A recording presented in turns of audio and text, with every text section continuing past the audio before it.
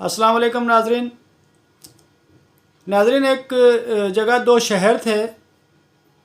وہاں جو دو شہر تھے ان کا آپس میں کوئی ملاپ نہیں ہوتا تھا، مل نہیں سکتے تھے وہ، کیونکہ ان دو شہروں کے بیچ میں ایک دریا بہتا تھا اور دریا کی وجہ سے راستہ بند تھا اور لوگ آسانی سے وہاں ایک دوسرے کے شہر میں آنا جانا نہیں کر سکتے تھے.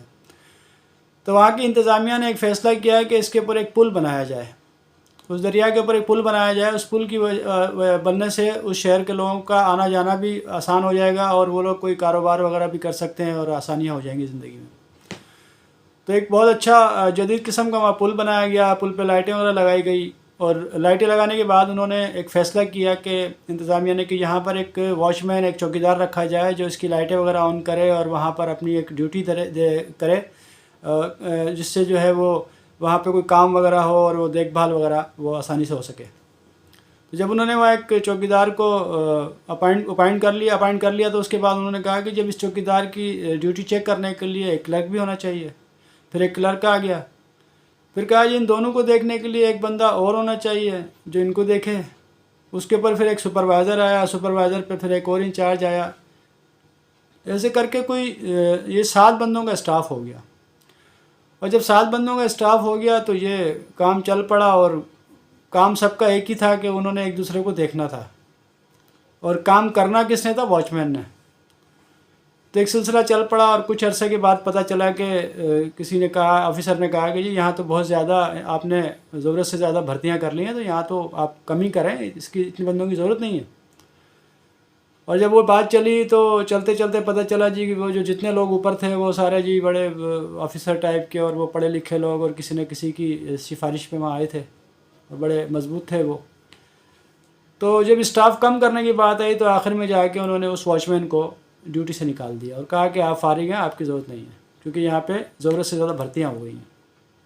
اور وہ چوکیدار فارغ ہو گیا. جب چوکیدار فارغ ہوا تو تقریباً جو اوپر جو 6 لوگ تھے ان کا بھی کام نہ ہونے کے برابر ہو گیا. تو ان کا سلسلہ شروع ہو گیا اور ان کی جاب بھی چلتی رہی اور سیلری بھی ملتی رہی اور وہ آرام میں بھی آ گئے، ان کو کسی کو چیک کرنے کی ضرورت بھی نہیں تھی. لیکن اس کے ساتھ وہ جو واچ مین گیا تو اس سے اس پل کی حالت خراب ہونے لگی. تو یہ کام کرنے والا تو ایک بندہ تھا اور وہ پل بھی خراب ہونے لگا اور جو چوکیدار ہے وہ تو ظاہر بیچارہ وہ پریشان ہو ہی گیا.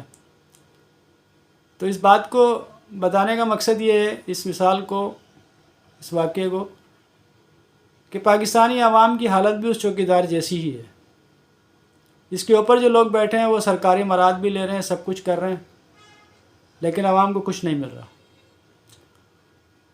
لیکن وہ تو ایک چوکیدار تھا، یہ عوام ہے.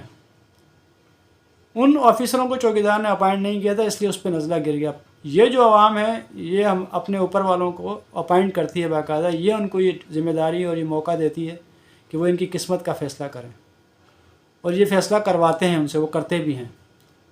خود وہ لوگ اپنی ساری مراحت لیتے ہیں، سب کچھ کرتے ہیں، لیکن اس چوکیدار کو، اس واچ مین کو کچھ نہیں ملتا. اور اس طریقے سے یہ پل بھی خراب ہو رہا ہے اور چوکیدار بھی پریشان ہے. لہٰذا اب چوکیدار کو سوچنا پڑے گا اور کوئی ایسا فیصلہ کرنا پڑے گا کہ اچھے لوگوں کو اپائنٹ کریں، کیونکہ اس چوکیدار کے ہاتھ میں اختیار ہے.